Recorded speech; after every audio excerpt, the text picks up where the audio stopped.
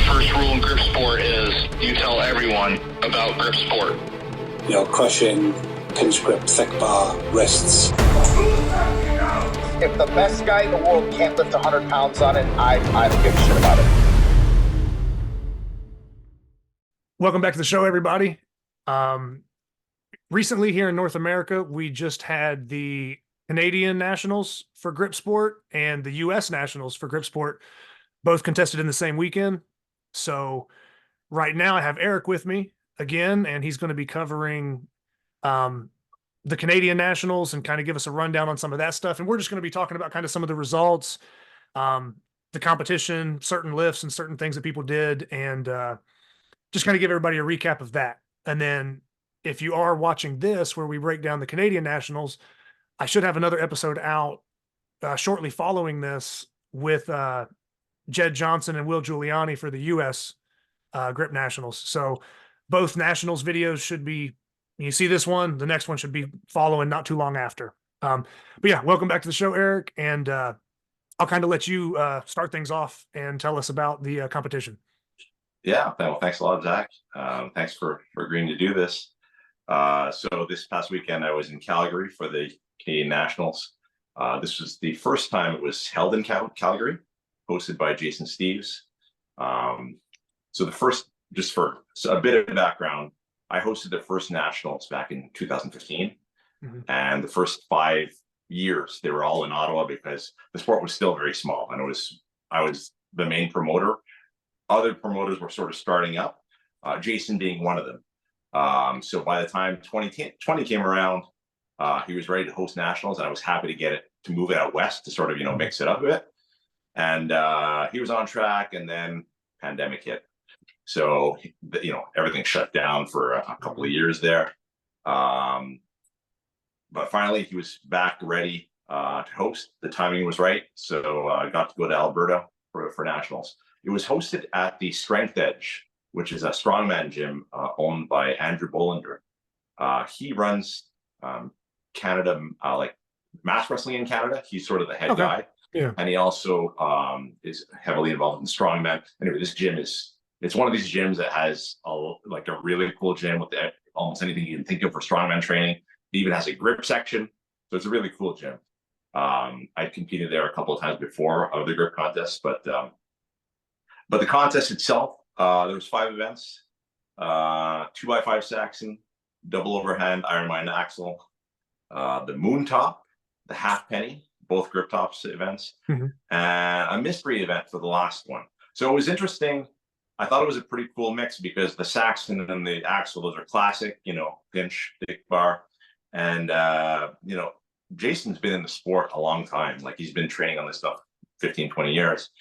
So he has like those grip tops implements, which I do as well. And I always, they're sort of novelty type lifts, but mm-hmm. I thought it would be interesting because most people haven't really, I suspect most people don't have these and haven't really trained on them. So I thought it was going to be pretty interesting. Right. And he actually did reveal the mystery event sort of a week or 2 weeks ago. Mm-hmm. And it was a sledge choke. So I don't know if you've ever done the sledge choke, but it's where you have a sledgehammer on the ground. You're doing sort of not a forward lever, but you're picking it up off the ground with the sledge ahead of you, and you get more points the further back you are on the handle. So that was another event that I doubt anyone really trained for, but it was cool to see. And so I sort of had a good idea of where things would be at after the first 2 events, because I have an idea of what most people can do in the Saxon, what most people can do on the axle.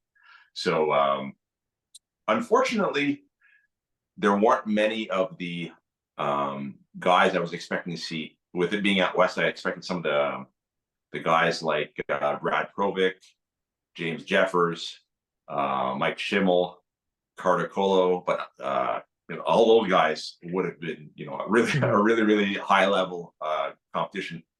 Unfortunately, for a variety of different reasons, I know a couple of them had strongman contests the same day. Yeah. For whatever reason, the field was not as strong, I would say. There's still 22 people, which was great, including 6 women, which was a record for Canadian Nationals. And there was masters categories for the women, and then the men had two weight classes, 105 above and a 105 and below, and there was 8 guys in each. So I thought it was pretty well balanced for the classes. I'll just go over some of the highlights of the Saxon. It came down to sort of the last 3 guys standing were Rob McMurran, who's a Masters competitor in Ontario, Tremaine DeMarto, who's from Montreal, who's Big Tree, they call him, and he's only been competing a year and a half or 2 years, and he's really gotten strong in the last year or two. But the Saxon, sort of the last 3 guys, we hit 220 or 220, yeah, right around 220, 226, yeah, 226, and then we were doing like 10-kilo jumps. Okay. I think we were doing 5-kilo jumps, but it's then about we 10 got pounds, to that point, and I'm like, I was confident, and I said, "You guys want to go 10 kilo?" So we all went 10 kilo, but I was the only one who successfully got it. Rob was close, but he couldn't quite get it on the day. What was that final weight for that? The final weight was 248.8. I had some left in the tank. I think I could have gone higher, but at that point, because I had secured the victory, and it was it's strongman scoring, so I didn't need to go further. So I was happy to conserve my energy. Well, you pulled. I mean, you pulled 260 when you did the at the Olympia.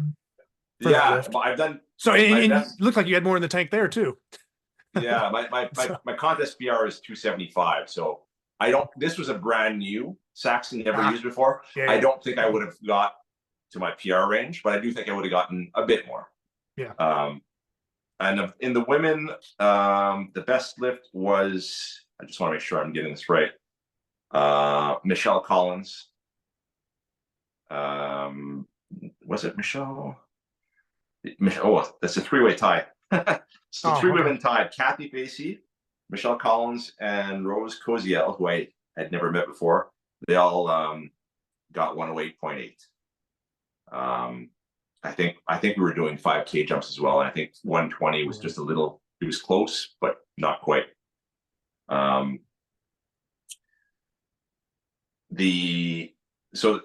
then we go with the axle, and the axle that Jason Steve owns, he bought it from Eric Milfeld from Texas, and it's a really old iron axle. It's like the best seasoned axle you'll ever see. Like, is it like completely brown?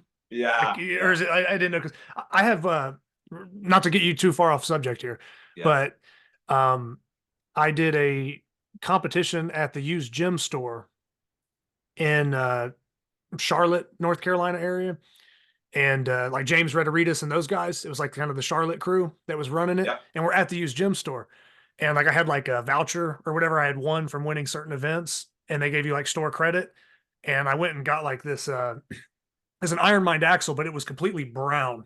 I mean, there wasn't like any silver. I mean, it was like, it had to be like, I don't say one of the first ones they made, but it was old.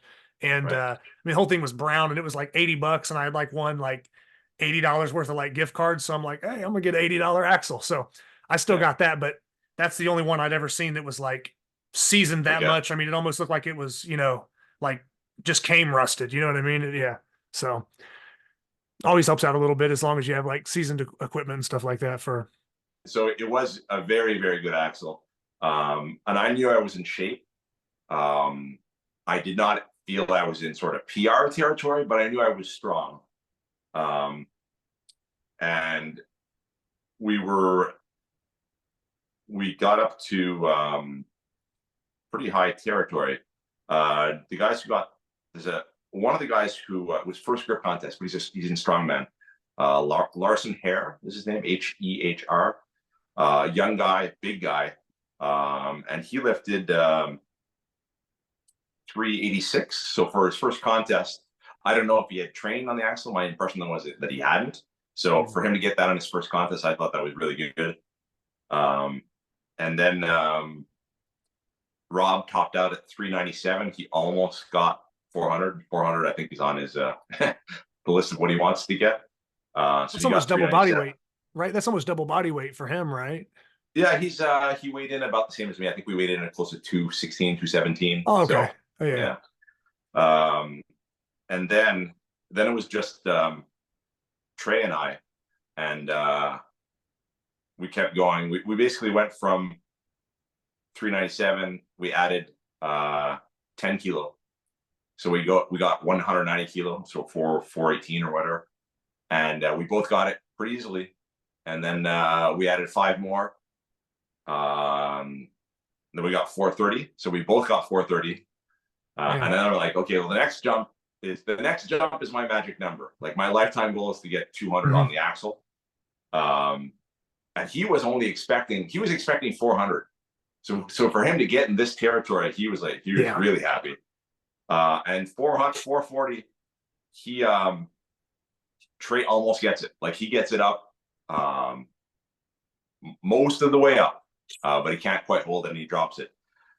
I tried it. I got it just off the ground, but I felt my back was limiting. Yeah. So so he got closer than me, but neither of us got it. So we tied on the axle. So after that, I was in the lead, but he was very close behind. And in the women, who got the most? The women was, Michelle got the most. She got 209.9. So that was a very, very decent lift. And I think Kathy was in second with 198.9. So good lifts. Did you lose some of that there, or No, it's all good. No, Okay. you're good. So, Eric, you're good, man. okay. Yep. I'm letting you talk because when I talk, it starts to freeze up. So as long as you talk, it's all good. Yeah, well, sometimes you freeze on my end, so I can't tell if. Okay. Yeah. Yeah, you're good. So after we got the 2 standard events out of the, or the 2 common events out of the way, I was in good shape. But I knew both Trey and Rob were very close behind. The moon top. So the moon top is not one of my events. I had been training on it. I competed on the moon top before. I have the implement. And in training, I was getting in the 30s, and I know my PR was like 43. So, but I wasn't getting to the 40 range in training. It just was never feeling grippy. I couldn't find a way that was comfortable. Do you have a moon top? Have you ever used it? I used to have a moon top from Arm Assassin, so it was like a replica or something like that. But I had one that I used a little bit. But yeah, I mean, it was like, I don't know what the standard size is, but like 6 inches. So it was a pretty big moon top that I had. But yeah, I messed around with it like when I first got into grip, and then like sold it or traded it for something along the way. So I don't have it anymore. But yeah. I don't know if the real one is, if it's 4 inches or 5 inches. It's not 6. It's not that big, but it is. It's sort of like a hub, but like not. So that's what I think. I think people who are good at hub lifts are pretty good at the moon top, and I was surprised because we were doing, I think, 1.25 kilo jumps, so 2.75 pounds. And my top lift was 36.7, and then I failed at 39.5. But a lot of people were still in. When I got out, there was still, let me see, 1, 2, 3, 4, 5, 6. There's like 7 people who were better than me at the moon top. So it was exciting because I was shaking up the standings. All of a sudden, I'm losing point, or I'm losing ground. And like some of the guys, one of the lightest guys in the contest, 180 pounds, he lifted 39.5. Nick Sorensen. He's a climbing background, so not surprised he was good at these events. That was just his second contest. For him to get, and that was a Canadian record for his weight class, so that was pretty good. But Trey outlifted me on this. Rob did not. Rob's not particularly good at hubs, so he also didn't lost a bit of ground on the moon top. But the guys who kept going, Quay Leon, who you may have met, he was at the Olympia, and I'm familiar with him, like as a lifter, but I haven't spoke to him really personally or anything. But I know who he is. Yeah. So he's been competing for about a little over a year now. But he got up to 42.2. Al Block, who's a Masters competitor, he got 44.8. Almost beat the Canadian record. And then Roussin, the big strong man, he got 47.5, which was a Canadian record. So 47.5 on the moon top is a very strong lift. I think the world record is like it's in the 50s. I think it's like 55 or something. So Mhm. that ballpark. So these aren't impressive sounding numbers, but these are very hard lifts. Yeah. So so that, that shook up the standings quite a bit. Because after that event, I think Trey was in the lead. I think I was probably in second at this point, but I'd lost. Everyone got closer. And in the women, Michelle got 25.7, and she had the top lift there, which is a good lift. 25.7 in training, I was not getting consistently. It's a finicky device. It's Yeah. Yeah. It seems like from what you've said so far, I mean, it seems like she had a pretty good day lifting. I mean, just from the first 3 events. Yeah, Yeah. she either she had with the exception of the sledge choke, she had the best lift among all the women in every event, or at least tied. Mhm. So yeah, she had a good day. Half penny. Now we get to a lift what I know that's one of my better lifts. And it's interesting, the key pinch lifts. I've noticed for myself, everyone discovers, it's weird that I'm better on one hand at this type of lift and better the other hand with a different type of lift. For key pinch, for me, what I've discovered is if it's like a thick key pinch, so if it's like the finish ball, I'm better with my right. But if it's a thin key pinch, I'm better with my left. So it's weird how these things happen or develop. So I was going left-handed for all of the half penny. And I figured with the way training was going, I was close to PR range. Mhm. And luckily it did go well. Al Block showed that these grip tops, he's really good at these grip tops because we were the last 2 guys standing.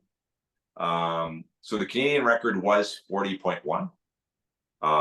The world record is like 48, I think. I think Jerome Bloom has the world record at 48, but it's not even 50 pounds. So both Al and I got 38.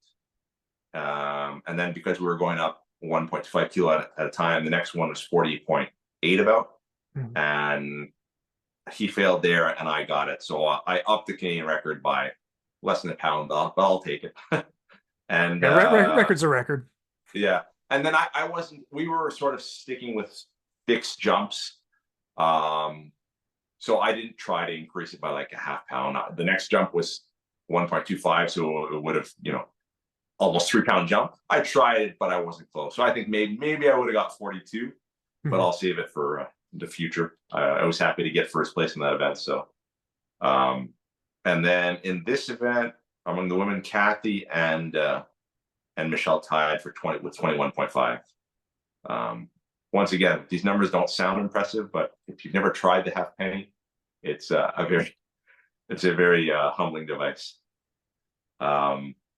Trey got 35 in that. Rob got 32. Yeah. And then we got to the final event. The final event. So at this point, I'm behind Trey by half a point. So I have to beat him on the final event to win it. And even if we tie, he's gonna be the overtime, unless somebody really. I think we were far enough ahead that it was hard for anyone to catch us. But it was exciting, and Jason ran this. So all of the other events were run last man standing. But for the sledge choke, I thought this was a very good idea because you're not switching weight, you're just moving where your hand is. The way he ran it, and because it was the last event of the day, and he didn't want to have an event that lasted 2 hours at the end. So we went one by one, and each person had 90 seconds to get their best lift. So you just kept putting that quarter on the sledge, lifting it up to the box if you succeeded, or whether you succeeded or not, just put it back, start again. If you succeeded, go a little further back, keep going.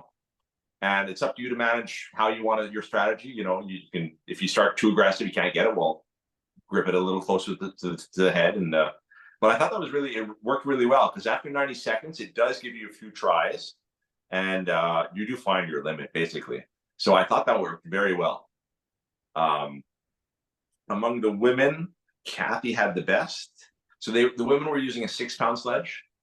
The men were using a 12-pound sledge. And Kathy with a 6-pound sledge. I believe she was 16 inches. So 16 inches back on a 6-pound sledge. Which if you never tried it, try it, because this is not an easy lift. And it's interesting because there's a lot of different sort of a lot of people have different techniques. The rules are obviously no part of the handle can touch anything. You can't touch your forearm, can't touch your body, but you get some weird sort of angles, people trying different things, which some people are able to do and other people can't do it at all. So it is an interesting event. I knew my wrist was decent just from years of arm wrestling, and so that was strong, but I wasn't super confident, but I figured it was probably a good event for me. So I managed to get 18 inches on the 12-pound sledge, 19 inches. I came close, but I just couldn't get it, which is a little frustrating because after the fact, I looked at my 10 years ago at NAGS 2014 or 2015, one of those years. We were doing that event with a 14-pound sledge, and I think I got 19 inches on the 14. So for me to fail at 19 on the 12, I was a little disappointed. Not that I had trained very much for this event, but it's never fun to sort of backtrack, But the guys who impressed me the most, Rob McMurrin, he nailed 20 inches, came close to 21. So he was very strong. And then the other big, the strongman Larson, he also tied Rob for the win. So he also got 20, came close to 21. So for a guy who's never really trained this type of lift, I was very impressed. Yeah, that's strong. And Trey, so here I went before Trey, so I got 18. So he knew that he needs 18 for the win. But he had never trained this, and he wasn't confident going into this event because he's never really trained that, and he wasn't sure. He got 14, 15, 16, 17 was a big effort for him. Like he got 17, and then he still had about 45 seconds to go trying to get the 18, because the 18 is for the win. Yeah. And he was getting it off the ground, but then it would fall, and all these different techniques, and eventually he just realized that he wasn't going to get it. Man. So I ended up taking the title. But man, that was, whenever something is down to the wire like that, it's exciting, So well, and in that case, it's interesting. I just think it's interesting because it's like, typically we're talking weights. I need to beat them by a pound or whatever the jumps are. With this, you're talking about a game of inches, basically. Yeah. You know what I mean? Literally, so you're like, and it's being timed. Yeah. So you're kind of like watching this person like battle the clock. Yeah. And it's being decided. I mean, everybody's using the same hammer, the same sledge. So it's like, yeah, I just think that probably made that moment even more dramatic. The fact that it's like, he knows what he has to get on the hand. He knows how far back he has to be on the handle to win. And you have this time, and you got to get that, you got to get that lift good in that time frame. And it makes for probably a pretty exciting show in person, Yeah. Anyway, I just thought it made me think of what I'm facing, at least here in Canada, and I think in general, it's growing, right? The contests are getting bigger, more attendees, and we're going to have to start thinking of ways to accelerate contests, right? So it's opening my eyes to different ways to run certain events that could go a little faster, right? Not everything has to be, last man standing, unlimited attempts, or, there's probably a need and a desire among everyone to speed things up. So I thought that was I was happy to have witnessed that and see how it unfolded, but I thought it went really well. That's a good call. Like I said, that's a good call, because I mean, yeah, if you could imagine, I mean, however long the handle is, if you have 20 people and everybody comes up and they're like, I'll try 1, 2, 3, 4. Is everybody just going to keep rotating and take 20 attempts? You know what I mean? Like you'll be there all night. So yeah, really, really good call by him to kind of set it up that way. And then, like I said, you guys you had no idea going into the competition that it's going to come down to the wire like that. But that format, probably made it even a kind of a better finish for the last event too. From an entertainment standpoint, instead of somebody just walking up like, oh, he lifted it with another 2.5 on. Like, oh, okay. Like that's almost like, oh, you're getting timed. You know what I mean? I got to beat the clock. I got to do this, oh, he's getting it off the ground, but it's not a complete lift. Time's running down, and you're like an inch away. So, that would have been a cool one to watch. Yeah. So in the end, I'll just go through the sort of the top top threes in each class. So there's 4 categories. There's men's 105. So third place was Stephen Nutgens. He's from Calgary, or just outside Calgary. I met him at a tournament, at a contest last year in Calgary, and he's becoming quite active. I think he did 5 or 6 contests last year, so he's all in. And he's a for like King Kong, he does 83. So he was 90 kilos for this one because it's a 105 class. Yeah. But for him to get third among some of these guys were quite much heavier. He's coming along very well. Is he? So I've talked to him a little bit, maybe. I want to say on the grip board. Is he Sergeant Squeeze? Do you know? I think that's like his handle on the I grip don't board. think that's his name. He is on the grip board, but I don't think that's his name. Okay. Yeah. Maybe it's not. I think his last name is. It's just his last name. Am I thinking so. Instagram then? I might be thinking the wrong platform. Okay. For some reason, when you said his name, I know who it is. Right. Because he's real strong on all of his powerlifting lifts as well. Right. I mean, just very strong, like just body overall, not just grip. Right. But I had seen that he's competing more in grip. But yeah, for some reason, I feel like one of the handles he went by was like Sergeant Squeeze or something. But I could be wrong. Don't quote me on that. It's possible. But yeah, it might be Instagram and not grip board. Sorry. But yeah. So he got third, and Rob McMurrin got second, and I got first. In the super heavies, Alan Block, who's the Masters competitor, he got third place. Second place was Larson, the strongman, and Trey DeMarto. He got first place in the supers. In the women's open, third place was Rose Koziel, who I believe is from Alberta. Second place was Kathy Facey, who was my training partner here in Ottawa, and Michelle Collins from Calgary. She won, and she's another person who's become extremely.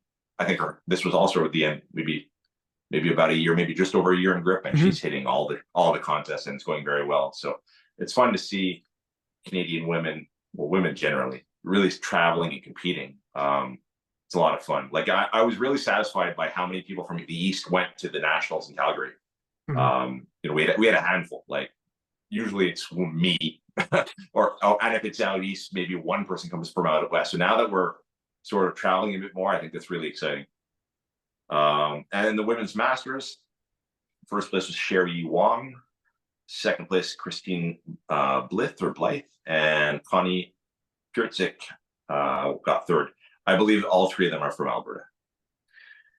And in the overall, fifth place was Rob with 90 points. So this was not reverse sprung, this was just strongman. So Rob had 90 points, Al Block had 91, so very close. Larson Hare had 95.5. Trey had 97, and I had 99. So it was tight. Close. Like, yeah. Yeah. So, which is what we want. So that's nationals in a nutshell. I just thought it was would be of interest to people watching the show, just to get a lowdown on sort of how the events, what they're on. I'm happy that a lot of these people are coming to the North Americans in 2 months. I'll just quickly go through the list of the people who are at nationals who are coming. So Nick Sorensen, he just signed up today, so he's coming. Ryan Graberchik, who's also in the 93, he got 4th in the class at nationals. He's coming. Trey from Montreal, he's going to be there. Michelle Collins is coming. Kathy will be there. I will be there, and Rob. So it'll be a fun event. So I look forward to watching the U.S. wrap up, because I know some great performances were done there, and it just gets me excited, because this next big contest for me, the North Americans, is going to be quite something. Okay, now not to put him on the spot or anything here, but where's Zach Ebel at in all this? He didn't make the trip. So Zach, it's his back. Okay. He has back issues, and he told me, despite him having a great day at Arnold's, he told me that every single lift he was in pain. So he's trying to give his back some time to heal, and because there was a Saxon lift and an axle at nationals, he probably said he wants to go to all the contests, but he decided probably best to just. Okay. He will be competing at North Americans, but that's what he's focusing on right now and trying to get healthy. I was just curious, because I know you had mentioned some potential people that didn't make it, and I'm like, well, he's one person that definitely comes to mind when I'm, thinking of, strong Canadian lifters who've been competing a lot lately, especially. Absolutely. So, Yeah. So I was just curious about that one, but no, like I said, it's pretty good. I mean, really a solid turnout. I mean, for that many people to travel and everything else, and then to have, like you said, probably the biggest women's turnout for nationals, Canadian yeah. nationals. I tell you, there's going to be more and more. Like the women's side of the sport is across North America is really growing fast. So I think it'll just keep climbing. In Canada, what we're trying to do is move it east-west every year.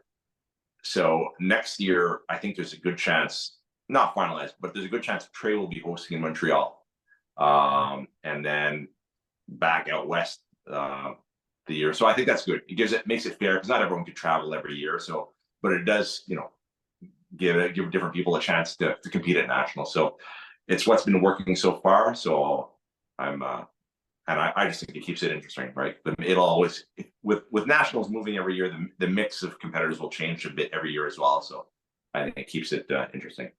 Well, and that's kind of similar to, I mean, it's not necessarily like been agreed upon. I mean, I know Jed for the US puts it up for vote. Right. So then, you can, kind of pitch your events and what you're going to do, where it's going to be, and then everybody kind of votes on it that's qualified. But for this year, I mean, I think this is the first time that they've done nationals that far out west. I mean, for the most part, it's usually been in Pennsylvania. Yeah. So, I mean, that's almost as far across the map as you can go. So with Will Giuliani hosting that, I don't know, maybe we'll see something similar with the voting, everybody that had to travel to California, whatever. Maybe next year it comes back east, or maybe it stays out there because it was, well ran or something. Who knows how the voting's going to turn out, but this year was something a little bit different with Jed pulling himself out of the voting and then California getting selected. So, right. Yeah, I guess, you never know. It's interesting to see. But I think it also would be good to kind of build up into the North American championships as well. Yeah. Just kind of, getting the rundown from you with the Canadian nationals, and then I'll be doing a show with Jed soon talking about and Will Giuliani, because he hosted the competition and Jed won. But I talked to those two guys about the US stuff, and then everybody that you're naming, or a lot of the people we've mentioned, there might be more. Right. Everybody you've named, and then all the people that are potentially at the US nationals, are going to all come together, and probably going to be a bigger competition than these two individual comps were. You're going to probably run into like a super lineup of everybody with more people. So it'll probably be overall probably higher lifts, higher level of competition, and just bigger quantity. So I think it'll, I don't know. I think it's exciting to look forward to. It's good that's because there's a couple years where the North Americans were kind of like, I don't want to say like it kind of stopped being hosted, right? Or did you guys kind of take a break from the North Americans? Well, when the pandemic hit, we sort of the traveling and stuff. So traveling, and then it became easier to sort of each have our own nationals. So starting the pandemic, we started. Well, I had been running Canadian nationals, but sort of I think 2020 was the first year that US it transitioned from the North American championships to US nationals. And now I think that makes sense. Now we both have our own nationals, and then we have the North Americans, so where everyone gets together. Another question real quick. I was going to mention last year for the Canadian nationals, who were the winners last year? Do you remember? So I won I won last year. Okay. So you defended, or you won again this year. Okay. I've been very lucky and fortunate. I've won the overall every year except 2022 in Regina, where James Jeffers beat me. So I got second that year. James won it, and luckily I've managed to win my weight class every year. So I'll see how long I keep it going, but I'd like to get to 10 in a row. That would be nice. This was 8 for me. Okay. Wow. Yeah. 8th weight class national title. So we'll see. No, that'll be good. I don't know, is there anything else to kind of add, or anything maybe, I don't know, is it pretty much just kind of having your sights set on North American championships, or anything in between that? Or I was thinking of hitting a contest between now and then, but some more stuff keeps getting added to my kids' sporting agendas, and it was just becoming too much. So I said, okay, I'm gonna step back and just train. And so my next contest will be North Americans. And then I'll be doing I'll also be hosting the Super Series over the summer. But yeah, North Americans is where I'm focusing right now. Okay. Well, like I said, I'm sure we'll probably break that one down when it happens too. I'm looking forward to it because, like I said, seeing all these nationals lifters from Canada and the U.S. and everything, and kind of seeing everybody merge. There's a lot of people traveling too. From Yeah. just from what I've heard, there's people asking me, "Hey, are you going? Are you doing this?" And it's like a lot of people are traveling. I mean, all over to Yeah. get up there for that one. So I don't think I'm going to be making it for that one. I really am kind of bummed out because if there's one I would really like to go to, just to see that level of competition and be involved in it, and just see so many people that are good lifters too. Yeah. That would be a fun one. So I'll see if I can end up making it or not. But yeah, as of now, I probably won't make that one. But if there's one competition I would want to do this year, it's that one, just because of all the people I know that are competing in it, and just I know it's just going to be a crazy deal with everybody kind of just pushing each other. Yeah. There's probably going to be some really crazy lifts go off just because people are going to, I don't know, you're going to like reach your limit and then someone else is going to like force you to go beyond it, and you're Yeah. just going to have to keep going. And I think people will drive up some pretty crazy numbers. So yeah, we'll just have to wait and see. But Yeah. I'm looking forward to that one for sure. Cool. So yeah, like I said, everybody, stay tuned for the U.S. Nationals recap. That'll be coming out really soon after this, and we'll keep recapping and covering as many competitions as I can keep up with, and as many as people are willing to do.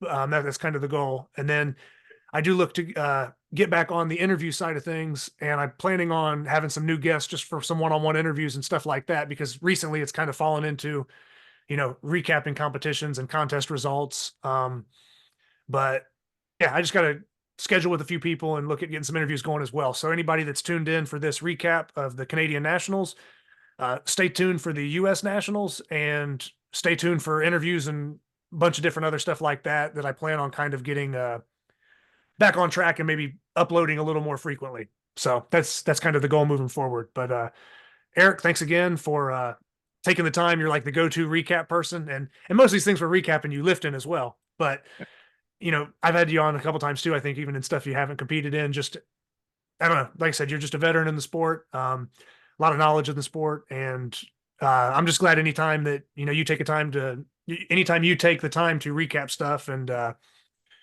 just be a part of the show. So Yeah. thanks again, and Thank you. I'm just look forward to covering some of these events in the future, and I don't know, kind of seeing where the sport goes. I said I don't want to sound crazy here, but just from the probably three, maybe just under 4 years that I've been involved in the sport, just seeing like who's entered the sport since then, where the numbers have gone, what the other like veteran lifters are still pushing. It's like some of these Exciting. lifts are getting ridiculous. I mean, there's lifts that were world records that aren't even in the top 10 anymore. Right. And it just keeps going, Yeah. so it's definitely, just in the short time I've been in it. I can only imagine like, someone like you who's lifted, I don't know, Right. almost 2 decades in it or something, it's like, I can only imagine kind of the change that you've seen with Yeah. everybody and these different waves of lifters that come through and where it's at. But yeah, But this is the big wave. Like post-pandemic, Yeah. we've never seen these numbers, so it's really good.